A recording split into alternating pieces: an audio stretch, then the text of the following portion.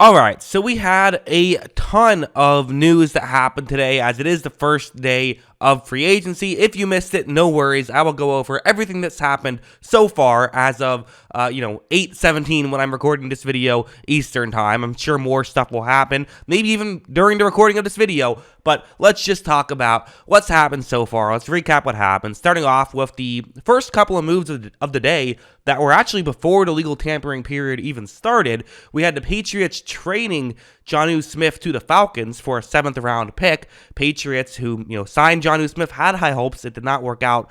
He now goes back to Arthur Smith, which it worked out well.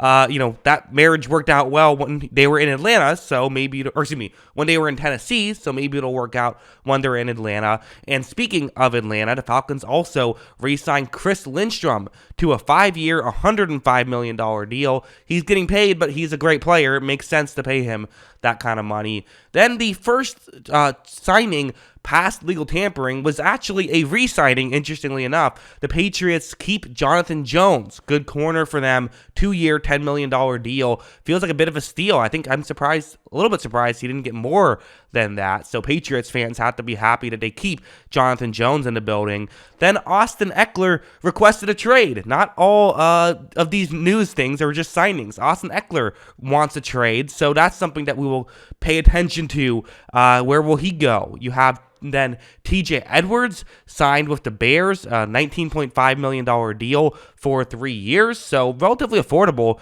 for a guy who had a really good year for Philadelphia, really good couple of years for Philadelphia. So not the last time we will hear the Bears and linebacker signings this offseason.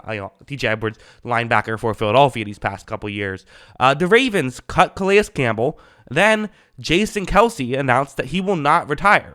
Now, everyone's, Eagles fans are celebrating. Jason Kelce not retiring. Very excited about that.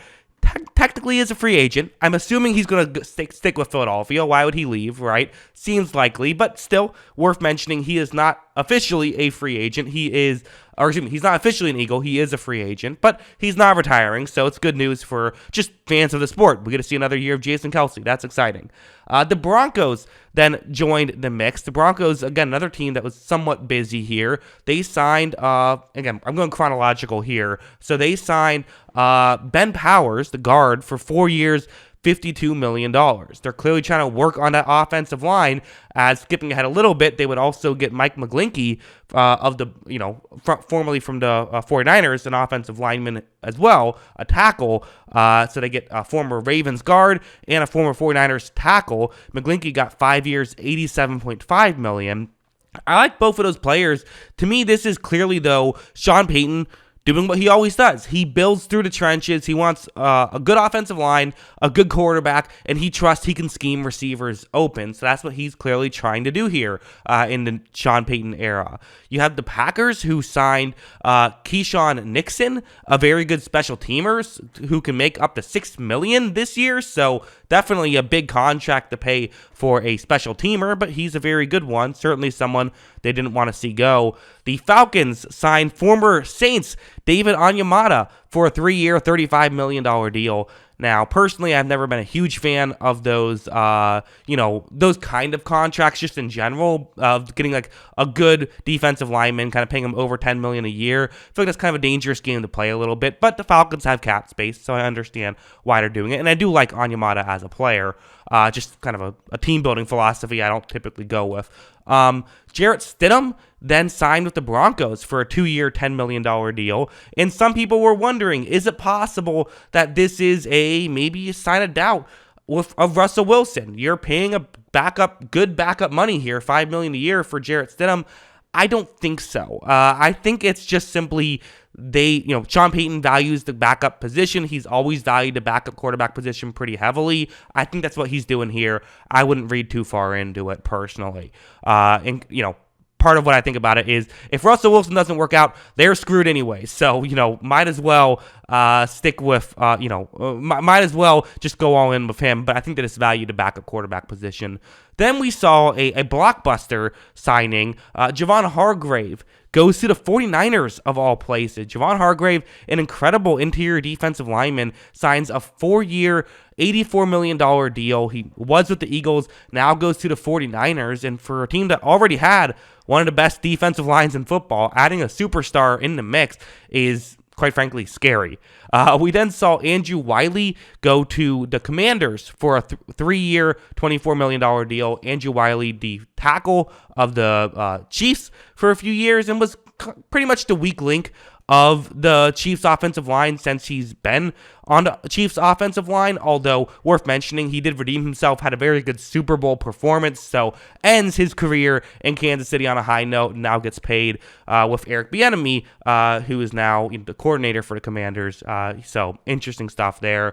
One of my favorite signings happened next. Cam Sutton signed a 3-year, $33 million deal with the Detroit Lions. Cam Sutton, a former Steelers cornerback who was very good for them, has had some really good years. Only $11 million a year feels like a bit of a steal for Detroit, especially when it's a position of need. This is just smart business by the Lions, in my opinion. Then another NFC South team decided they wanted to get into the mix of signing former New Orleans Saint interior defensive lineman. They go after Shy Tuttle for a 3-year, $19.5 million deal. Again, not the contracts I typically love, but I do understand it. I actually don't really hate this one at all. It's a little bit lower price value, and he's a good player as well. So I do get the logic. Jimmy G, then we got some. This is it's a very fascinating one. Jimmy Garoppolo signs with the Raiders a 3-year, $67.5 million deal, which is it's a surprise, I think. I assumed that when the Raiders got rid of Derek Carr, they were just saying, we're going to rebuild, we're going to get a quarterback or build for the future. I don't think that's the case now. I legitimately feel like they just feel like Jimmy Garoppolo can give similar value in this McDaniels offense, which is, they've worked together before in their New England days. I think that they feel like they can get similar value with a quarterback who's going to have a smaller price tag. I think that's what they're thinking. Also, not a ton of guaranteed money. So, after a year, if it doesn't work out, you can't get out of it without a disaster, which is, always nice to have a parachute in some of these bigger contracts. We then had Mike White got signed by the Dolphins. This was another very fascinating move, in my opinion, because, the Dolphins, we all kind of felt like they were going to go after some big-name backup quarterback because just of Tua's injury history, it's concerning you want to have a contingency plan. Mike White is their contingency plan, who has had some really good games in the NFL, has also had some really bad games in the NFL. Last year was kind of a great microcosm of his career, where he goes, first game, throws for 3 touchdowns, no interceptions, lights up the Bears defense. That's admittedly not very good. Since then, though, did not throw a touchdown, had 4 interceptions in his 3 other starts. So you're hoping on the upside there. He certainly has the upside, but again, just an interesting move, I think. You then saw the Jets sign Connor McGovern, the former safety of the Dallas Cowboys, to a 3-year, $23 million deal, so working on the offensive line. We also saw another backup quarterback situation. Case Keenum going to the Texans, feels like just a pure bridge guy, as they're also going to draft someone with their number 2 overall pick. And then we got, a controversial signing, to say the least. Jawan Taylor goes to the Kansas City Chiefs for a 4-year deal for $80 million total. So $20 million a year for Jawan Taylor. Pro Football Focus hates him. Pro Football Focus doesn't even have him as a top 60 tackle in the league. So they're clearly not going to be a fan of it. You look at, some people, so I did not like this signing at the time. I said it, and I still don't love this signing. Although, some Chiefs fans have certainly let me know all the benefits of it and talked about why they do like the signing. And there are some reasons I can understand. He does have better pass blocking, kind of advanced statistics than you might think, but it's still a bit of a projection. And for giving a guy $20 million a year, it feels like a move I wouldn't have made personally. Some Chiefs fans don't love that I don't love this move, but hey, we'll see who's right. I've been wrong plenty of times before. The Bengals re-signed Jermaine Pratt, linebacker for them, off-ball linebacker for them, for a 3-year, $21 million deal. Then Josh Oliver, good blocking tight end, goes to the Vikings for a 3-year, $21 million deal. And Von Bell, a very similar price tag for him, going to the Panthers. Good safety from Cincinnati for several years, goes to the Panthers. So Panthers maybe hoping that they can take a run at the division. They nearly had it last year. They have the first overall pick now, so they should have better quarterback play. interesting to see what they do. I know that that's not their biggest position of need, but I think a safety could help them. And the reality is there isn't a great wide receiver market out there right now. I think they don't want to overspend on a wide receiver. The Browns then re-signed Ethan Pockett, a very underrated center. They re-signed him. In fact, I made a list of like the 7 underrated free agents, and he was one of the guys on the list of someone who I thought could be a good value signing. I never saw an actual numbers report for him, unfortunately, but I think it's a good move to keep him in the building. He's been really good for the Cleveland Browns the past couple of years. Nate Davis, the former guard for the Titans, is now a guard for the Bears, signs a 3-year, $30 million deal there. And then the Bears make maybe their biggest splash move of the day, when they had plenty of notable moves, getting Tremaine Edmunds from the Bills, former linebacker there, for a 4-year, $72 million deal. And this was a controversial move. Personally, I loved it. A lot of people hate it. I think Tremaine Edmunds was legitimately awesome last year. I think he was legitimately one of the best linebackers in football last season. And while there's some question marks as to, is it a contract year type situation, there's always concern to be had. For, under $20 million a year at this point, it feels like a good move. A lot of people were wondering, why not just pay Roquan Smith? Well, in my opinion, Tremaine Edmunds is a better player than Roquan Smith. That's not an opinion everyone has. Some people really like Roquan Smith, but Edmunds is kind of the guy who does all the little things, whereas Smith is kind of the guy who is a home run hitter who will also miss some plays as well. So sometimes it just comes down to what fits your scheme better. I certainly think Edmunds fits the Bears' scheme better and what they're trying to make happen more. They got a 2nd and a 5th round pick from trading Roquan, and they're paying less money for Edmunds. So for me, this is a good move. I do think it makes a ton of sense. I can understand why some people don't love it, because you are paying a linebacker big money. There is some concern there, but I'm a fan of it personally. We then saw another safety from the Cincinnati Bengals go to an NFC South team, as Jesse Bates goes to the Falcons for a 4-year, $64 million deal. They pay him good money, and you know what? He's worth good money. He's a really good safety for the Cincinnati Bengals. There's a concern about, should you pay a safety that kind of money? But if you're going to, he's the guy to do it. He's been great for Cincinnati, and he should be great for Atlanta, who now has 3 stars in their secondary with Casey Hayward, A.J. Terrell, and Bates playing deep safety at times. I mean, Bates plays all over, but that's definitely something that could be very interesting.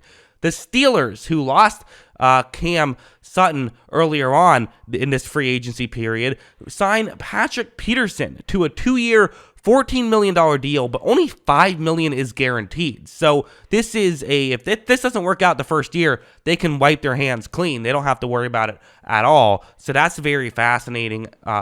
Personally, for me, I do think this is a good move. Yes, there's a risk factor with his age. He's 33, but when you sign corners, there's going to be a risk factor. Corners are fluky, but for someone who has been mostly consistent throughout the course of his career and is coming off a great season in Minnesota, there's a chance it doesn't work, but for only $7 million a year, it feels like a pretty good chance to take, in my opinion. We also have, speaking of former Vikings corners, Cameron Dantzler was placed on waivers earlier on this week. We saw that the Commanders claimed him. Dantzler had a really good rookie year for Minnesota, hasn't necessarily lived up to the hype since then, so ends up getting put on waivers. The Commanders claim him, so now they have another corner in the room. And speaking of corners, the Buccaneers, this was a surprise, re-signed Jamel Dean, corner for them, who has been really good. PFF has ranked him as a top 20 corner each of the past 3 seasons. He signs a 4-year, $52 million deal, so not a ton of money for a guy who has been really good for them. Definitely a surprise that that's all he got. Feels like he took there's reports he took less money to stay in Tampa Bay, so must just like it in the Bay Area. I don't know, but he's someone who wants to stay there. Big signing for them. The 49ers end up signing Sam Darnold. Interesting move, as getting a third quarterback in the building with the injury history and the bad luck they've had probably makes some sense. I think he could be someone who could run that offense at least well enough for a third stringer at this point. Feels like a pretty good move. The Titans signed Andre Dillard, former first-round pick guard now of the Philadelphia Eagles, was drafted as a tackle, but a 3-year, $29 million deal, and that feels about right to me, so they get their replacement for Nate Davis.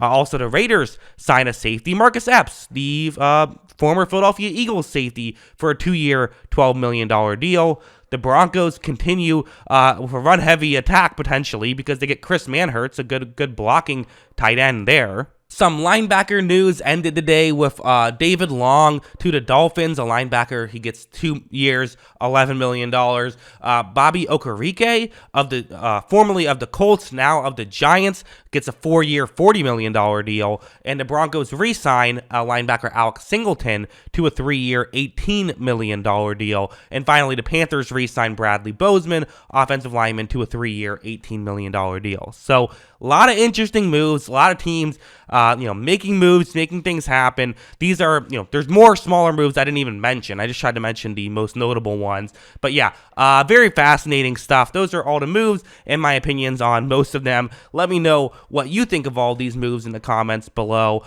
Always love hearing from you. And of course, as always, thanks for watching.